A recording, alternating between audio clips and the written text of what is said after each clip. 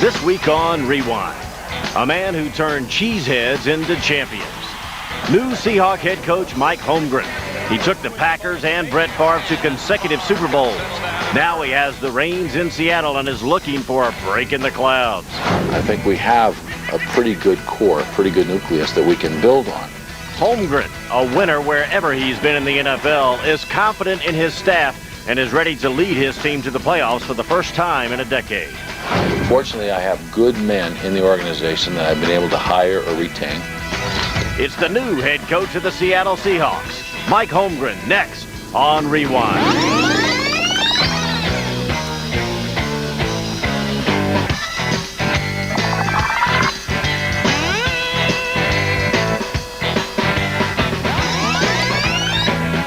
Hello, everybody, and welcome to Rewind. I'm Van Earl Wright.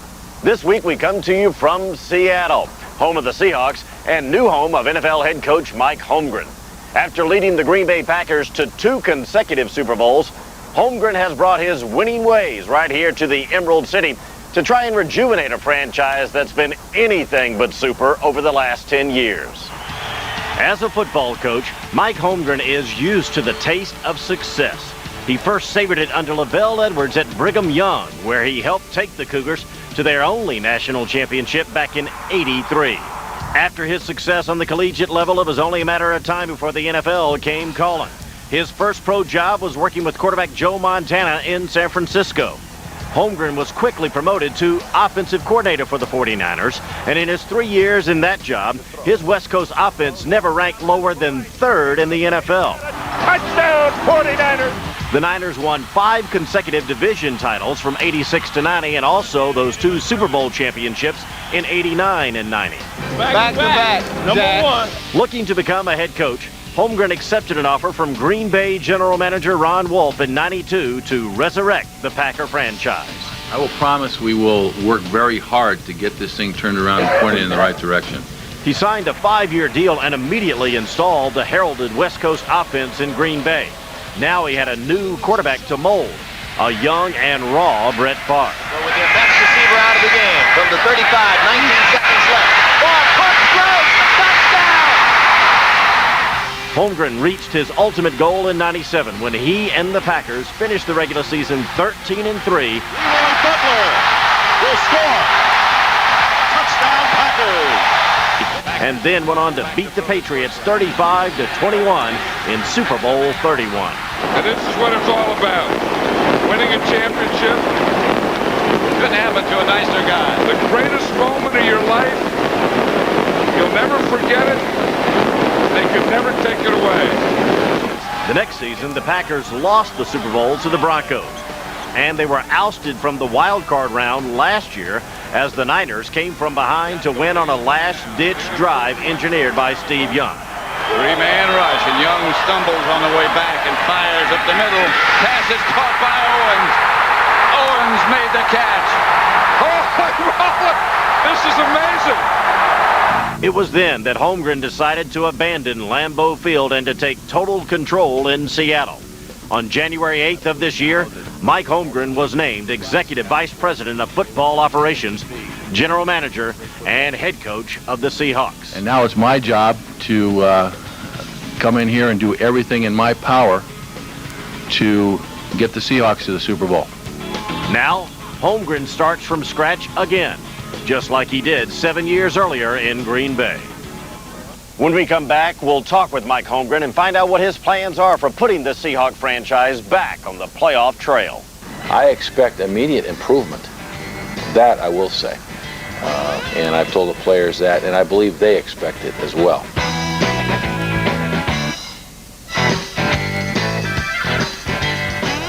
The Packers and the 49ers are the only other teams that Mike Holmgren has worked for in his NFL coaching career, so he's used to a lot of winning. Here in Seattle, not exactly a winning tradition. This Seahawk logo has only been in the league since 1976, and this team has never made it past the second round of the playoffs. Mike Holmgren has never accepted that type of mediocrity, and he's certainly not about to start accepting it now. I know it's early, but what's your feel for this team and this new job, this new experience for you right now? Well, there's a lot of excitement. going on personally and with the football team. A good group of guys. I'm very impressed with the players so far. We've had good mini camps, good preparation. Training camp has started well. My coaches are excited. There is high expectation, but so I'm trying to temper it with a little realism on how you start when a new group comes in and how you have to teach and build from there. But it's going well so far. How do you approach it when you set your goals, when you come into a new organization like this? Do you give yourself 5 years? Do you expect immediate results? Good question. I'm reluctant to put a year or a timetable on anything. I know when we went to Green Bay, both Ron Wolf and I said, okay, we'd like to get it done in a certain period of time. We had both signed 5-year contracts, and we figured if we couldn't get some improvement in 5 years, we wouldn't have to worry about it. That's true. So it worked, but it worked. And when we got to the Super Bowl, we won the Super Bowl. I expect immediate improvement. That I will say. And I've told the players that, and I believe they expect it as well. But talking about it and actually doing it now, you got two different things. So, but they're headed in the right direction. From what I've been reading, it sounds like the thing that you've taken from, especially last year, was just a lot of mental mistakes that the Seahawks were making last year. A lot of unnecessary penalties and things that drive any coach crazy, but especially drive you crazy. Is that your main focus here at the beginning of training camp? Well, I think there's some areas that you don't have to talk about talent. You don't have to talk about anything other than just being disciplined as a football player. And all of them have the capability of being disciplined football players. And I think there are areas of the football team that if you just improved in those areas and maintained everything else the same, you should improve. Now, we're shooting for higher than that, of course.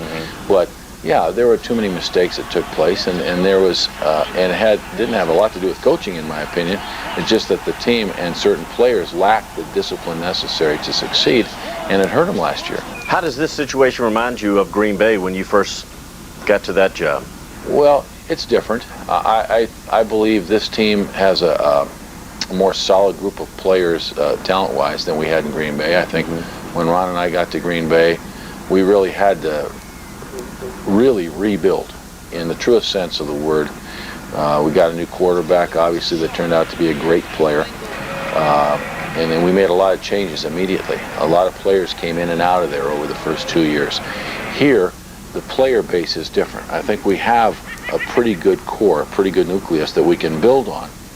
Some similarities. They still have a young quarterback here now that has to do it, and we have to see. And I think if we can get that done at that position, we have a chance to be better sooner. It kind of looks like Kitten has the capability to remind you of a young Brett Favre. Does he, or does he remind you of a young Steve Young, or maybe Montana? I don't know. Well, you know, I'm reluctant really to compare John with any of them at this stage in his career. He's very much his own person, but there's a whole lot to like about John Kitna. Kitna to the end zone, in the corner. He's got Galloway. I think he has great leadership ability. He's a tough guy. He's got a great work ethic. He does things well on the football field. His teammates like him. Now, the question is, can he sustain it over a long season? He hasn't played very much, right. and he's learning a new system. So there'll be some bumps in the road as we go along here, but my feeling is that he'll be able to get this thing done. And you think he definitely has the capability to eventually master the West Coast offense? Oh, I believe he'll do that. I'm not worried about that at all. You know, like I said, I just have to see him sustain it for a long period of time. There's a certain pressure in being the starter, being the guy. Kitna is in. This is going to be the future, they believe, of the Seattle quarterback position. As opposed to being the backup or coming in for an injured player, or expectation levels are higher. There's a whole lot that goes in to being that guy on a football team. And I believe John will handle it, but he hasn't had to yet. So let's let him handle it and see where he goes with it. John Kitna is certainly no Brett Favre, but the fact that he won 3 of his 4 starts at the end of last season made him the starting quarterback for this first year of the Holmgren era. When we come back, we'll talk with the coach about his additional jobs here in Seattle of team vice president and general manager. I think coaches that have coached and perhaps, you know, have the chance then to also be the general manager and control personnel, that is the logical step in our business.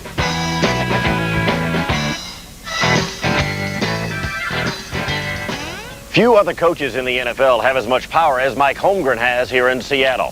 When team owner and billionaire Paul Allen handed over the reins of power to Holmgren back in February, it came with just one order. That was to once again make this kingdom the home of a playoff team. Why was having total control of the football operation so important to you? You know what, I suppose you could hear 10 different opinions on what that meant, total control, and it sounds worse than it is, really. I think in this business, it was the next logical step for me.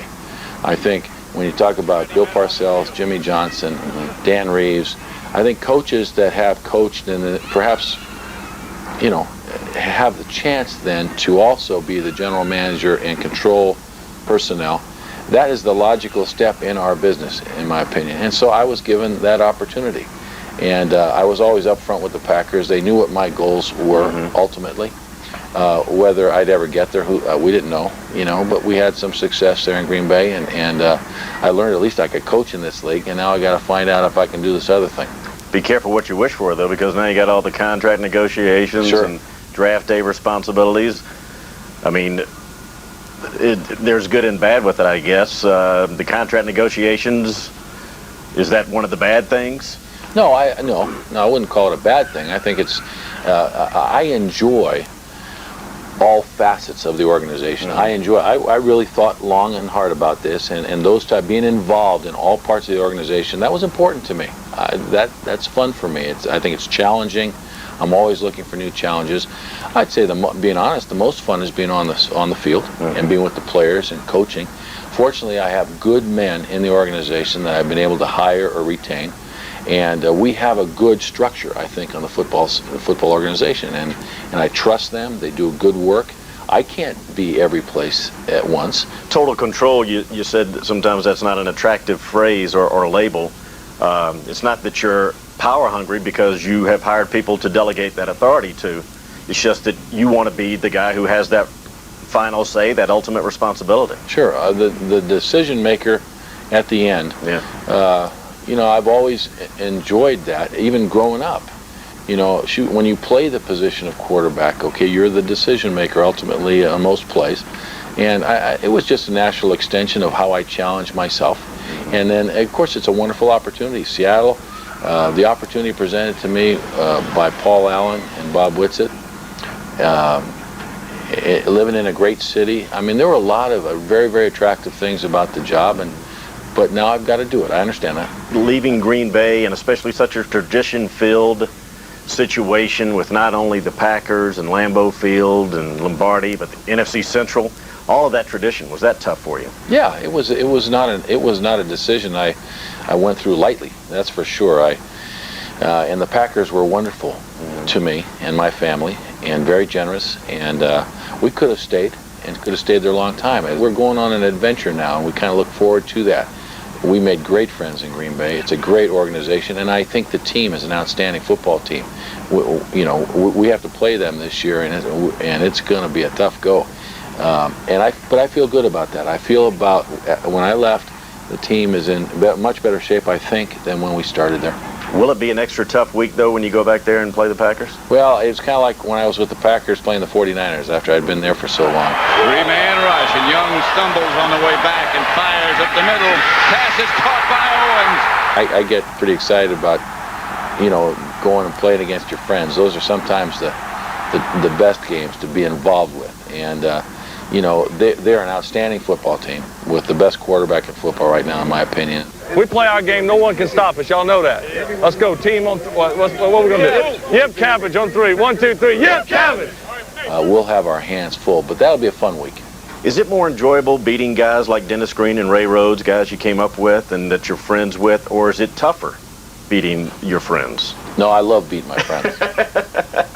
But I just like winning games, I mean, it's in this league, it's a pretty small group of men that you're competing with all the time, and we do enough things in the off season together, so you make friends. I've got a lot of friends in this business, and on each staff and each team. 5 of my guys that were assistants for me are now head coaches in the league, so, and I'm sure that they like nothing better than beat me, so I can't let them do that. Have you gotten tired of it? Are you Ever experience moments when you're like, wow, this is just too demanding physically and mentally? I'd like to consider another occupation. Not yet. Not yet. However, after the season, every year after the season, because, you know, I'm an emotional person, and in the season I internalize things. I'm worn out after the season, and so I need time after the season to kind of recharge the batteries, and I make sure I get the time and my staff gets the time, because you do put a lot into it. But there is no off season anymore. That's why it's important. That's why it's very important to have people around you and a good leadership group, okay, to handle things. Because I can't, like this spring, I had to go to graduations, weddings, all my family, there were a number of these things, and I could leave and take care of business with my family and know the club was in good hands because these people are in place. I'm very proud of the group we put together. The goal of every football coach is to win a championship, and part of the reward is to be carried off the field on the shoulders of his players. As we've heard, Mike Holmgren has had that ultimate experience. One thing the coach hasn't experienced, though, is to tackle a special Seahawk trivia edition of the Rewind 5. That when we come back. Steve Largent, Steve Largent, Steve Largent.